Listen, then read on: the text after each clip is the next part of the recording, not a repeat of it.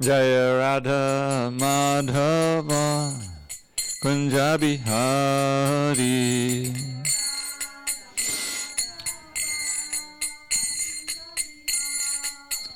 Jaya Radha Madhava Kunja Bihari.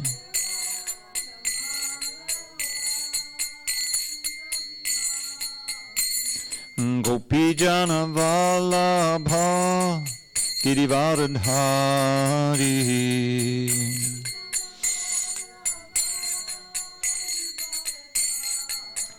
Jai Gopi Jana Vallabha Girivardhari.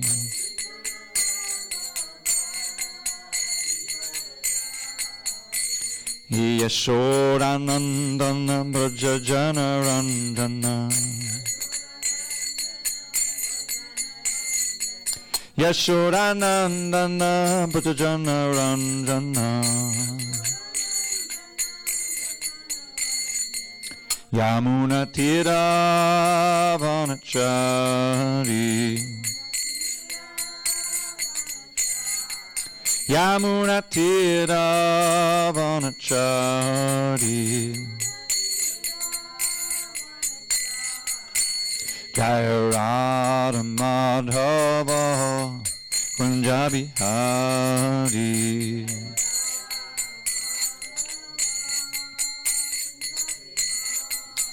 Jaya Radha Madhava Kunja Bihari.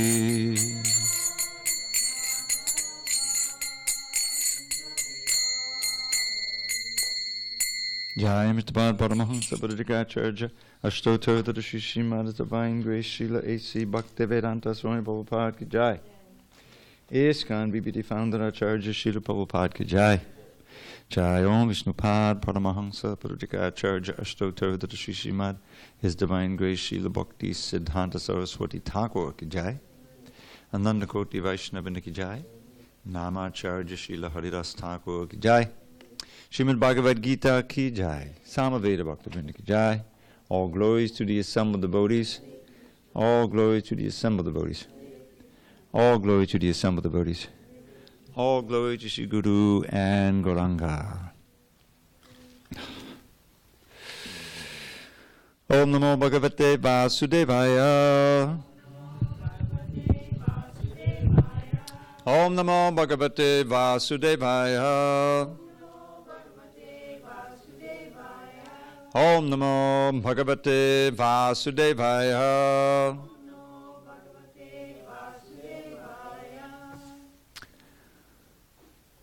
On this 26th day of June 2019 in SanDiego, we're reading from Srimad Bhagavad Gita as it is, translation and commentary by His Divine Grace A.C. Bhaktivedanta Swami Prabhupada. We are in chapter 4 entitled Transcendental Knowledge, text number 38. Page 224. You got it? How about you, Suresh? Ace? You have 224? Text 38? Okay. All right, we're all on the same page. Nahi jnanena sadrisham pavitram iha vidyate Tatsvayam yoga samsiddha kanenatmani vindati nahi jnanena sadrisham pavitram iha vidyate tatsvayam yoga samsiddha kanenatmani vindati Nahi jnanena sadrisham pavitram hiya vidyate tatsvayam yoga samsiddha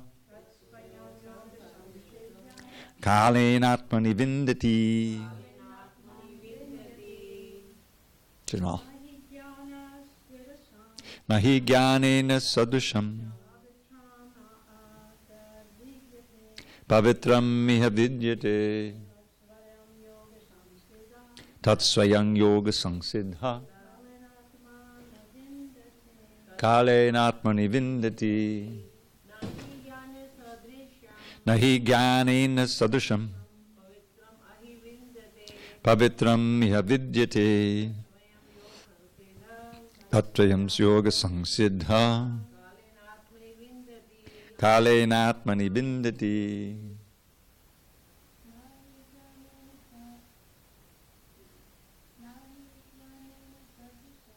Nahi jnanena sadrisham pavitram iha vidyate tat swayam yoga samsiddha kalenatmani vindati. Jamal, you're up. Nahi jnanena sadrisham pavitram iha vidyate tat swayam yoga samsiddha kalenatmani vindati. Dhammaraj. Nahi jnanena sadrisham pavitram iha vidyate tat swayam yoga samsiddha kalenatmani vindati. I'll read the synonyms myself, you can read along. None, nothing, he, certainly, jnanena, with knowledge, sadrisham, in comparison, pavitram, sanctified, iha, in this world, vidyate, exists.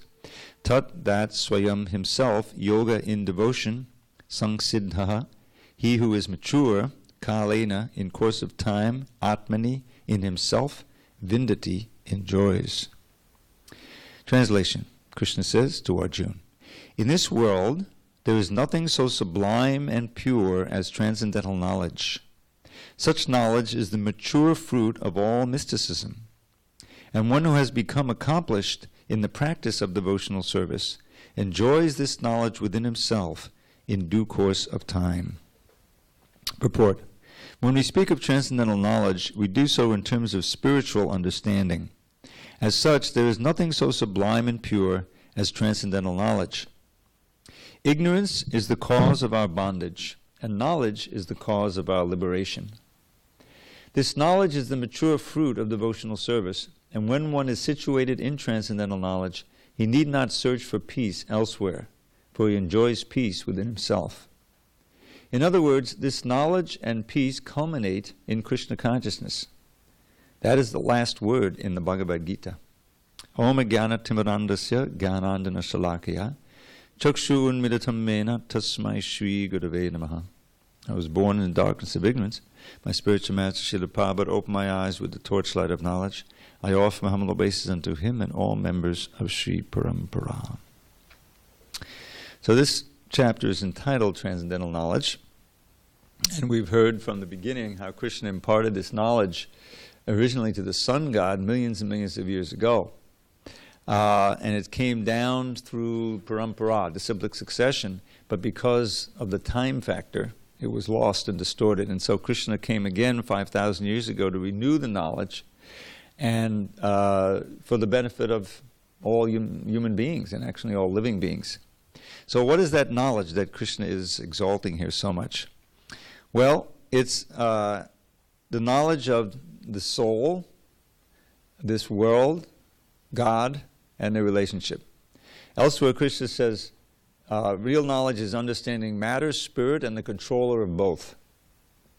So, the first bit of knowledge is what is the self? And that's taught by Krishna in the second chapter. The real teachings of Gita begin in the second chapter. Arjuna presents, he's kind of a representative of us, every man or every person. Meaning, he doesn't know exactly what to do for his benefit. He thinks that one thing is the right thing to do, but he's not sure. So he's kind of caught in a dilemma. Arjuna is the great protagonist here in the sense that he's the main warrior on the side of the good versus the evil. It's like, there's a conspiracy to usurp the throne on the part of Duryodhana and his brothers. It's a long story, which I won't get into. But on the side of Arjuna and his 4 brothers, known as the Pancha Pandavas, or the 5 Pandava brothers, there is Yudhishthira, who is like goodness personified. He's virtue personified. In fact, his father is Dharmaraj. We have our own Dharmaraj here, Dharmaraj Das. Dharmaraj means the king of Dharma, or the judge, Yamaraj. And Yudhishthira actually was fathered by Yamaraj. So he is ready to reinstitute Dharma in the world and virtue, and to be a very good king. But Duryodhana and his brothers, they want that kingdom, and so they try to assassinate the Pandavas several times, and they exile them. And now we're at the point on this battlefield where the Pandavas and their allies, most important of whom is Krishna himself, are facing off the other side. But it's an internecine battle, just like our own civil war. Sometimes you find brothers fighting against brothers. So the same thing is here. And Arjuna, when he sees who he has to fight with and who's on the other side, he loses his enthusiasm for the battle. It's not that he's afraid to die. That's given with the Kshatriyas. They're ready to die in fighting. But he sees it as Arjuna will be the source of all kinds of degradation in society. This is the way he sees it. Because with all of this bloodshed that's going to go on, millions of soldiers killed, their wives will be widows, and their children will be without fathers, and society will become degraded. And Arjuna, will be responsible for it. So he sees that he's going to be performing so much sin, and that he'll be the cause of degradation on the earth. He doesn't want any part of it. He says, I'd rather go to the forest. He drops his bow. But he has his friend Krishna there, who wants him to fight. And so he's kind of in a dilemma. And Krishna speaks the Bhagavad Gita on one level to show Arjuna why he should fight and to encourage him to fight the battle, which is for the ultimate good of society and everyone else. Although it seems to be a horrible bloodbath, which it will be. So that's the setup. And Krishna begins his instructions in chapter 2, and he begins with a lesson in the soul, 20 verses on understanding who we actually are. Without understanding who we are, we can't know how to act for our best interests. We're acting for the interests of what is not us, namely the physical body or the subtle body. The first teaching is that we are soul, we're spirit. And unlike the body, we don't take birth and we don't die. We're eternal. We're as eternal as Krishna is. We're part and parcel of Krishna. We're pure spirit. Atman. Atman is a soul. And Krishna speaks about, of course, reincarnation. That's what it implies, is that we are eternal souls, and we are now, at this time, occupying a certain body, which Krishna likens to a set of clothes. I'm wearing this sweatshirt, but inside I have a kurta, or a regular shirt. So this represents my external body, and the kurta represents my subtle body. What's the subtle body? The mind, the intelligence, the sense of self, or ego. If we stop to think of a minute, we all have that. We can't see it, but it's our essential. We live in our mind. In other words, our consciousness is really where you live. We are conscious of the body and all of the things that we can perceive through the senses, but we are not those things, and we are not the body. It's a simple revelation, but it's an essential one to proceed from there. So that's the first part of what Krishna is calling transcendental knowledge. But that's just the beginning. Because, okay, now I know that I'm spirit. What am I supposed to do to realize that? What's the benefits of understanding that, rather than just the ordinary understanding that I am this body?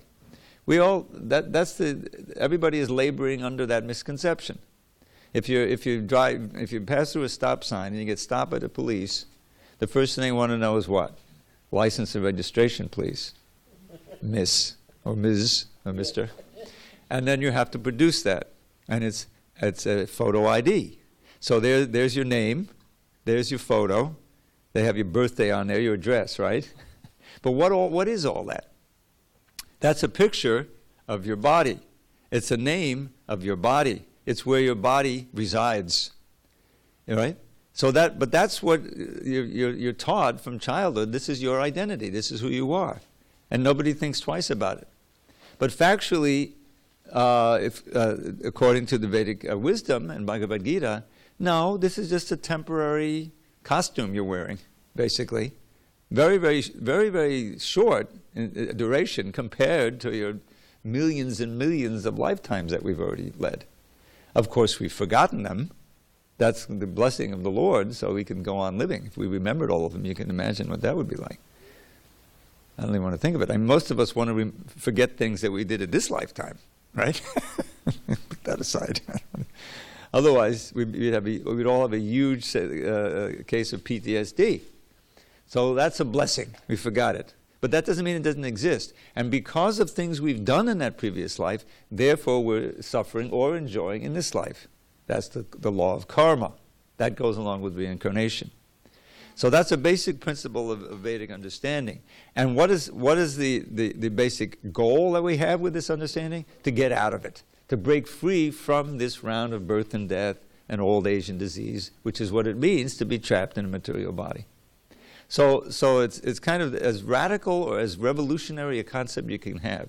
It means that everything, all of our concerns that we place such importance on in relation to this body, right, which is really what everyone is identifying with, really have no meaning at all. It's just like the bubbles in the ocean coming up and coming together and existing for a few minutes and then spreading and never to be seen again.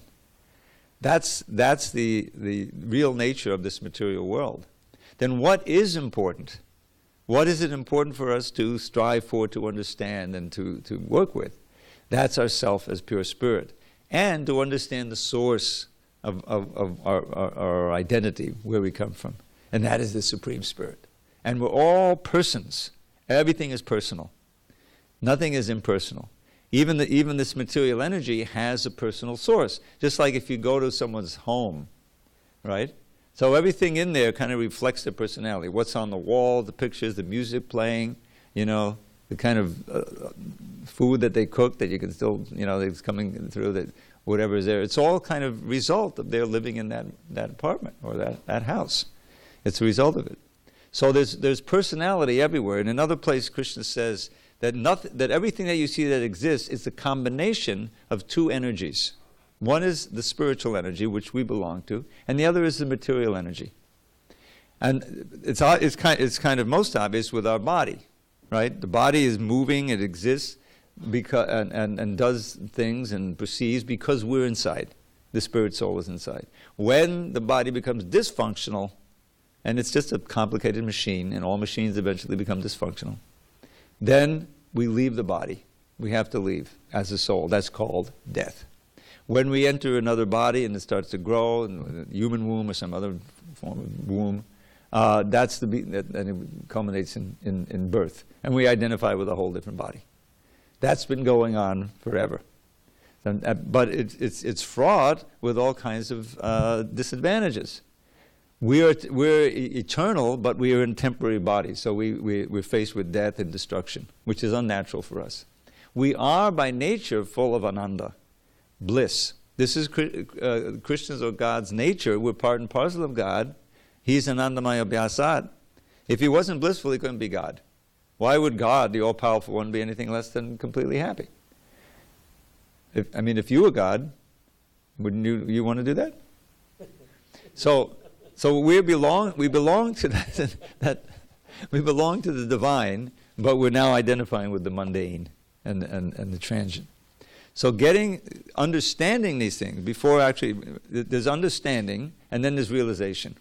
In other words, I know I'm spirit soul, but I'm still completely working and thinking under the understanding that I'm this body. It's very difficult to instantaneously get rid of it. So the knowledge that Krishna is talking about here is understanding and also realization. Gyan and Vigyan. There's knowledge and then there's realization. Just like I understand there's a place called Italy. And in Italy, there's an island called Sardinia. I may have learned that when I was in 8th grade, with the geography. But what do I know? I may see some pictures, now you can see some videos. but I don't really have realized knowledge until I actually go there, which I happened to do last week, just by accident. I just picked that example. So now I know a little bit about Sardinia. I've seen it's, how wonderfully it's situated on the Mediterranean Sea. I went into this incredible cave. That was very memorable, not because it was a cave, but because I was with Vaisheshika Prabhu, and he told me the story of Muchakunda. Muchakunda is the story where Krishna goes into a cave. Anyway, it's a long story. So I'll never forget that cave, because I'll always identify with a nice experience with Vaisheshika Prabhu, and he told me the story of Muchakunda. I told him the story of Haridas in the cave, so now it's very memorable. So there's a kind of a transcendental aspect to it. But the point is, it all, you could have pointed Sardinia out on a map to me and I would know it exists, but that's just, theoretical. Because I actually visited, that's Vigyan. So here Krishna is talking about Gyan and Vigyan also. To actually live according to the knowledge, to live as a spirit soul. How to live spiritually, so that you don't fall into the illusion, again, that you're matter, and get entangled in this material world, and then ensure a return again into another material body. It's all a very serious business, because we're going to be faced with old age, disease, and death. And those of us who are getting up in age, we can say it's no picnic. Things start to go wrong. You can't do what you used to do. And there's that end point coming. It's no longer theoretical when you're 20. Oh yeah, I got my whole life ahead of me. 30, don't bother me with that, and you go on and on to, well, I'm 70, hey, I got so many years left here. But devotees can who are not even perfected, but at least understanding, living it, you can face it with more equanimity than people who have no idea what's coming, who haven't tried to cultivate knowledge to get an auspicious life in the next life. An auspicious life is a life of devotion, one in which you are progressively linking up to the Supreme more and more, and paving your way to Prabhupada's immortal phrase, go back home, back to Godhead. We're all exiles here. This is not our natural home. We can never find peace and security. How can you? When time is passing, everything is changing, I mean, isn't it just a whole bunch of betrayals in life? You think you're doing one thing, you think you're getting something, you're connected with some person, and then it breaks off, live happily ever after, that that's not going to be true. How could it be true? How long is ever after? 10 years, 20 years, 40 years? So if you take a broad view and you take a kind of philosophical view, you can see that there's really nothing that has ultimate meaning on the material plane, because it's all subject to destruction. Where's the lasting value in it? The only thing that has any value has to be spiritual. It has to have to do with the Atman and the Supreme Atman and the relationship. And to get to that, to live on that platform where you're always connected. And the connection that we have with that Supreme, by which He reveals Himself more and more, is the connection of what we're always looking for, love. It's all based on love. This whole temple, everything that's in it is a labor of love from Srila Prabhupada. This book that we're reading here, it's not an ordinary book. He didn't write this book to make money, to become famous. He wrote this book, and there's a story behind this Bhagavad Gita. Prabhupada actually wrote the Bhagavad Gita with the commentary back in the 50s, before he took sannyas. He had the whole manuscript finished, and it was stolen. He didn't know who stole it. He thought maybe one of his children did it, to try to keep him home, because he started to leave more and more and preach, And the problem was his wife wasn't really into the preaching, She wasn't, which was actually a great blessing. It was Krishna's arrangement. Otherwise, he might have just stayed in India. Had a very nice, program. But anyway, he wrote this whole book and it was just gone. Can you imagine? I mean, which one of us would say, yeah, okay, I'll do it again, no problem. No, it would be discouraged, They said, okay, start over again. So he wrote it again in America. 2-finger typing, ancient typewriter. It wasn't even electric. getting up in the middle of the night to dictate purports when the movement started. He came to America. I mean, it's an eternal story of devotion, with no money and no connections. I mean, when I went to Sardinia, I made sure I knew who was going to pick me up at the airport. What was his cell phone number? Where am I going to stay? Right? Did I have enough money, to get back? Ticket? Yeah, I got the return ticket. The problem is, he came, and his health. It was like in his late 60s actually. His health wasn't that great. He had 2 heart attacks on the way over, and a third one after he arrived. But he never gave up. He never just said, well, these Americans, they're hopeless, and went back to India. His godbrothers did. They went to England, and they had the full weight of the institution. Prabhupada was part of the Gaudiya Math, which was very big in the 30s and 40s. Actually, 20s and 30s was when it was really huge. And Bhaktisiddhanta Saraswati departed in 36, I think, January. But anyway, he had built it up, tremendous will, and purity. Prabhupada's a spiritual master, and it was like all over India. They had printing presses. He had hundreds of disciples and many, many dozens of centers. But after his departure, after he died, it kind of splintered, because they were vying for the post of the leader of the institution, which wasn't the mood at all. He wanted there to be a body that led it as a committee, what he called the general GBC. So Srila Prabhupada was part of that, but he wasn't intimately involved because he had his own business. He had 5 children. He was supporting them and so forth, but at the same time preaching. So anyway, after trying to do it in India for years, he finally said this idea of like hunting the rhinoceros. If you're going to go out hunting, don't hunt for rabbits. Go hunt for the rhinoceros, because if you fail, people will say, well, of course, no one can kill a rhinoceros. But if you succeed, it'll be all. In other words, you might as well go for broke. So Prabhupada said, I'm not going to England. I'm going to the United States. I'm going to New York. and he did, at great difficulty. And, for like a whole year, kind of wandering around, trying to figure out how to plant the seeds of Krishna consciousness. And then he was able to found this movement in July of 66. And then gradually, the place on the East Coast, on the West Coast, right in the middle of the summer of love. I don't know if you're reading the history books. 1967. That's when everyone was, all the young people, they were going to San Francisco and dropping LSD and exploring consciousness and all these things. So it was a perfect environment, because there was all of this ferment and searching going on, And among those who were searching, a few fortunate ones came in touch with Prabhupada and started chanting Hare Krishna, and they became the pioneers of this movement. So, but the whole motive Prabhupada had was trying to help us, seeing the unbreakable relationship that we all have with each other as spirit souls.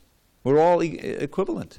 It's not, to try to judge someone on the basis of their external body, some color or age or gender, is sheer ignorance. It belies the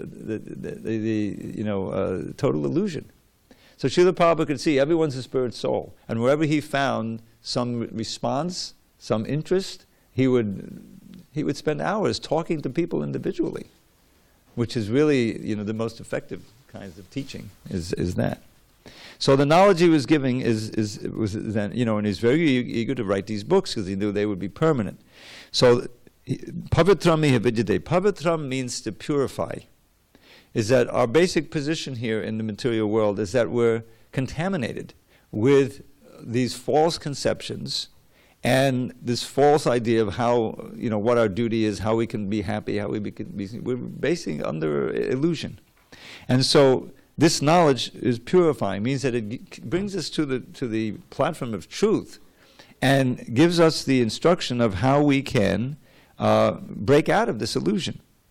Tatsuyam yoga samsiddha. It's the perfection. One who is mature in this yoga enjoys the soul, enjoys the Atmani within himself, and enjoys this knowledge. So ultimately the enjoyment is coming from Krishna. Krishna, as I mentioned, is always full of ananda. There's this phrase I learned even before I even heard about Hare Krishna, Satchidananda. my first so-called guru was named Satchidananda. Did you ever hear of him? Satchidananda Swami. He came to visit Prabhupada when he had his stroke or heart attack in New York in 67. Prabhupada was very appreciative. And he was, he wasn't really a bhakta, but he was a kind gentleman, compassionate. And he was teaching Hatha Yoga and all these things, But Satchidananda, the name, means eternity, knowledge, and bliss. Krishna's form, his personality, is characterized by eternity, knowledge, and bliss. Ours isn't. This form is certainly not eternal. We're full of so much ignorance. And where's the bliss? There may be some occasional happiness, either emotional or physical or sensual, whatever it may be. But it's very fleeting. Mostly it's a mental thing. We're anticipating, and then we're looking at it in the back, in the rear view window. I like to give you an example, You've got this family in Kentucky somewhere, they're not that wealthy, 3 kids, and parents, and they're working hard, and the kids, saw on the TV, where else, or the video, Disneyland in California, Or maybe the other one. There's one in Florida. I used to live within driving distance of the other one. What's it called? Epcot Center or something? I think Disney World. Yeah, Disney World. So suppose they want to go to Disneyland. That's the first one, with Mickey Mouse and everything, right? And they're dreaming about it. They get, they see it on YouTube and so forth. And the parents are saving up money. And finally, after 10, 15 years, the kids, maybe less, maybe the kids are like 8, 10, 12. And they said, we got enough money to go, we can pay a visit, So they rent, maybe they rent a camper, or one of those mobile homes, where they can pack everybody in and off they go, So while they're going, they're dreaming about it, right? They think, oh, fantasy land, we're going to be. So everyone's all jacked up, And finally they get there. And an arm and a leg to get in there. I don't know how much it costs, $60, for a whole day. So they have the kids, and of course they want to eat the snacks here, and one of them's whining, and the parents are tolerating, and one kid gets sick, and carry him. And so then they go on the rides, and they're in the hotel, and meanwhile they're taking all these videos, of course, for memory's sake, right? Because we probably won't be able to come back. It's so expensive.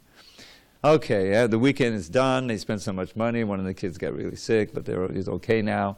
And on their way, they go back, So what happened? They spent all that time anticipating, right? They had some pleasure going there on the rides and seeing the things, And then it's over. And what do they have? Memories. And they have the videos to watch it. So most of the experience is in the anticipation and in the remembrance, in the review. So there's a verse about this, where Prahlad Maharaj says, Kutrashisha Shuti Sukha Mrigatrishni Rupa Kvedam Kaleva Masheshuda Jambiroha Nividyate Natutano Tadipinti Vidvan Kamanalam Manulavai Shamayangarapai.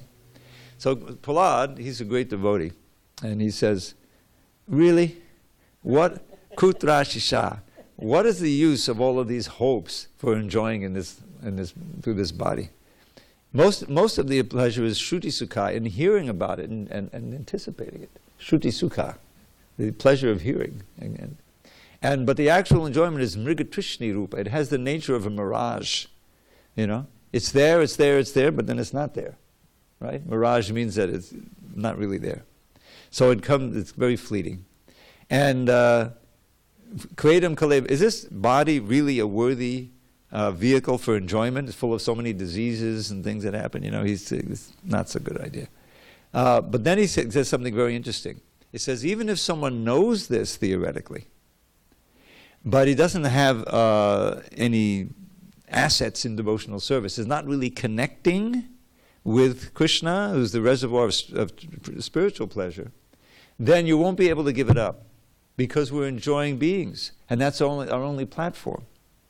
And the mad dash to try to enjoy Madhulavai, the honey-like drops of sense gratification, will draw us on and on and on. So this is a very important point, is that knowledge alone is not enough. There has to be practice. by which we can realize that knowledge. Just understanding I'm a spirit soul and Krishna is God, okay, that's very interesting. What do I do with that knowledge?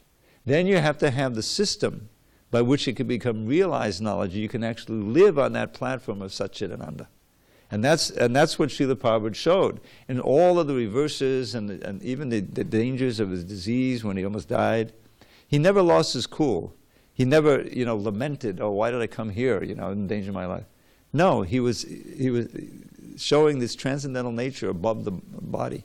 There's a certain element to it. You can see someone who is, in spite of great difficulty, is still equipoised. And then, Krishna gave him relief from that. He came out of that. He was able to travel for 12 years. And in every circumstance, whether it was negative or positive, he showed his transcendental nature and how he lived in Krishna consciousness, above the material element. This is spoken of earlier in the Gita. We've been through several chapters. Second chapter, Krishna talks about it. To become fixed in consciousness. So it begins with this knowledge. And this one who is mature in this knowledge enjoys. This word vindati means to enjoy in himself. What does he enjoy? Krishna consciousness, serving Krishna. A Krishna conscious person can be happy and satisfied in any circumstance. We see the example of the great Goswamis who left the most opulent material situation. They were Rupa and Sanatan were the right and left hand of the king. They had whatever they wanted. Rupa Goswami, when he cashed out, he had a whole boatload of gold. You can imagine how much that was worth in today's money. $1 billion, maybe. He gave half of it away to the Brahmins and devotees. He gave a quarter of it to his family. They wanted something. And a quarter he kept for emergencies, and it turned out really good because he was able to get his brother out of jail and bribe the jailkeeper to let him go. And so they went to Vrindavan and set up shop. They were all set. No home, no clothes, no money, no nothing. They didn't have a house. They lived under trees, different trees. They dressed in rejected, torn clothes daily. They ate maybe once a day, whatever they could beg. Sometimes they didn't eat, forgot to eat. They slept 1.5 hours max. And what did they do? Were they miserable? They came from the richest position to as poor as you can possibly be, and still will be alive. But the gopi bhava sarmatabda lahari kalalola magno mahur. Again and again, they were diving into the highest levels of prema bhakti, levels of bliss and ananda that you couldn't even imagine. This is what all these Goswamis were. In other words, the real ananda comes from within. We have the reservoir of pleasure. We have this pamphlet we put out. We must distribute millions of those things, in which it describes how we're all, Krishna's there in every one of our hearts. He's accessible to us in any condition. And just being conscious of him, what to speak of serving him with love, produces a pleasure that's beyond the senses. It's transcendental. And it doesn't depend on your age or your health or anything like it. It depends just on your consciousness. Isn't that what is so valuable? Anywhere you are, you can be in that state of happiness because you're connected with Krishna. That's the difference. Whereas on the material plane, there's always something missing. You look at these billionaires, okay? I mean, it's absolutely obscene that someone needs to have $100 billion. Well, you have kids starving on the and you have all these homeless people. It's ridiculous. It's not. And what can they really? And how much of that can you really enjoy? $1 billion, 100 million, 1 million. It's just ridiculous. So and look at their faces. They're not happy.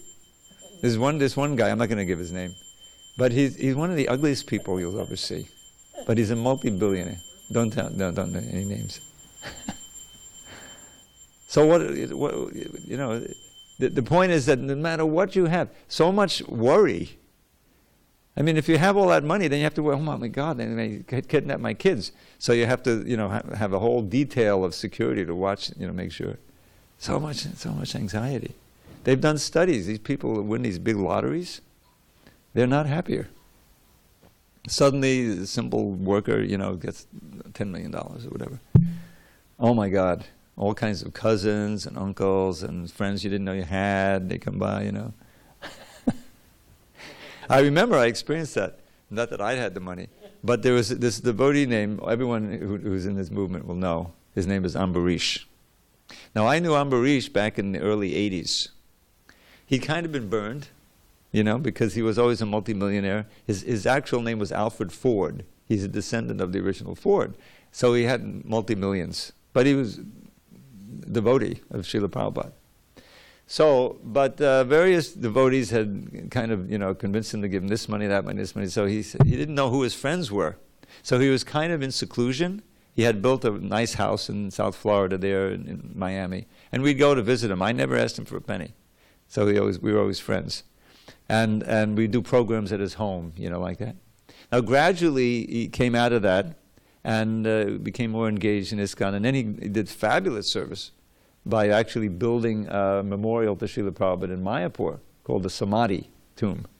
There's two of them, one in Vrindavan, one in Mayapur. And the one in Mayapur is where they buried the flowers that Prabhupada was wearing when he passed away. That's called the Pushpa Samadhi. And that's also a very holy place. Someday you'll see all these things. And so he built that, I don't know, $10 million. Basically, I mean, there were some other donors, but he was the main donor. And now, TOVP, I don't know if that means it, the Temple of the Vedic Planetarium, which is like, he put, I don't know how many, $30, $40 million in there. So, but he's a very rare soul. He knows where the money should really be used. Otherwise, that you know, extreme wealth it's not going to help you after death. You know, to be a miser like that. So, knowledge and which is sustained by practice according to the knowledge is what Krishna consciousness is all about. And ultimately, and not even ultimately, even in the beginning stages, you can begin to experience some of that spiritual joy that's not dependent on the senses, but just dependent on your consciousness and on your cultivation of this knowledge. So that's what this chapter is all about. And then next verse, which I don't think we have time to really explore. Well, yeah, we can. It's a short purport. The importance of faith. Yes, Prabhu. Go ahead. I'll repeat it. No, that's why I said that. Earlier you had mentioned how, to get exactly what you say. Yeah. And I've heard elsewhere, you did it in the lecture, someone else said, there's a statement called love, mastery, and philosophy. Bhagavad said that. Huh? There's an artist, one of the artists. Yeah, yeah. Yeah. So we have these two, so we have the philosophical side and we have essentially the pure scientific. Yeah. What love is.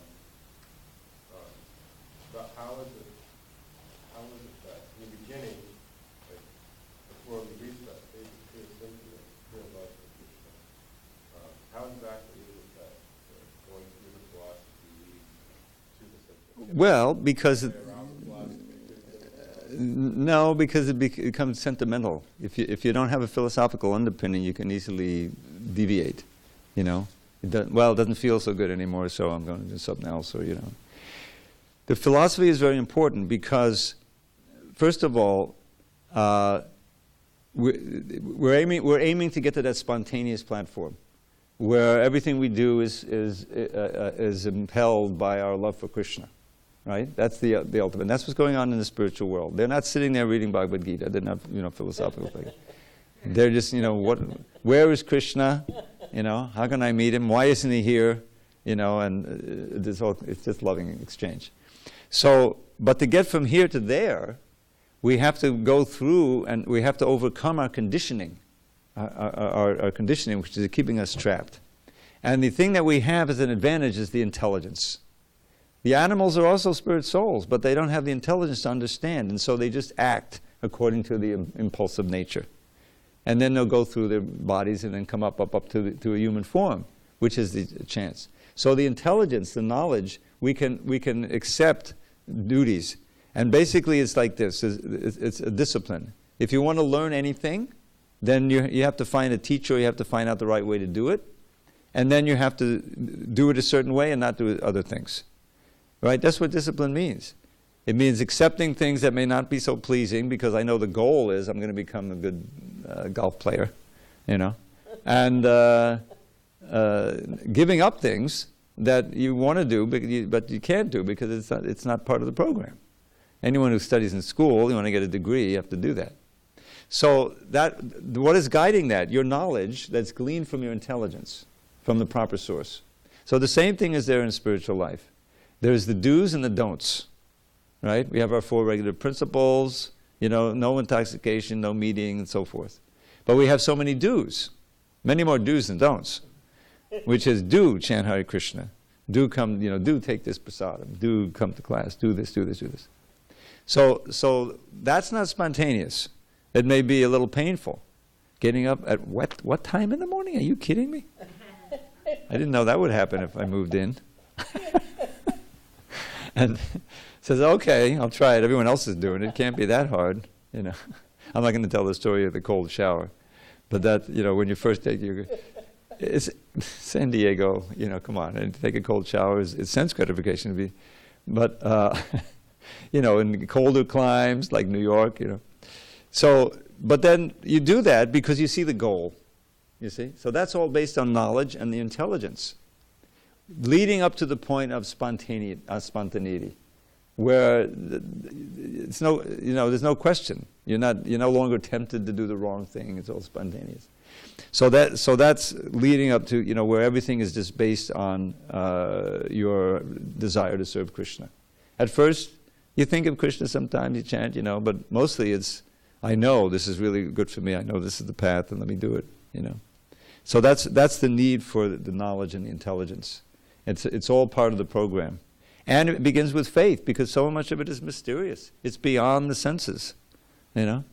God is a blue boy with a flute. That doesn't sound right, according to what I learned, you know, or think I know, you know. So how are you going to have faith in it? Well, the books, the person who personifies it. That was how Prabhupada spread the movement. He was the main preacher, and he personified this peace and this joy and this happiness and this energy. At age 70, he's out, you know, when he started going, he was so enlivened. He would take morning walks, and he would walk faster than any of his 20-year-old disciples. There was obviously something going on there that's, you know, transcendental. So that's the reason. You know, eventually everything is working together and it's all spontaneous. But at a certain point, it's willpower informed by knowledge, informed by intelligence, and, you know, things that you receive. Now we have to quit. All glories to Srila Prabhupada. Hari Hari Bol.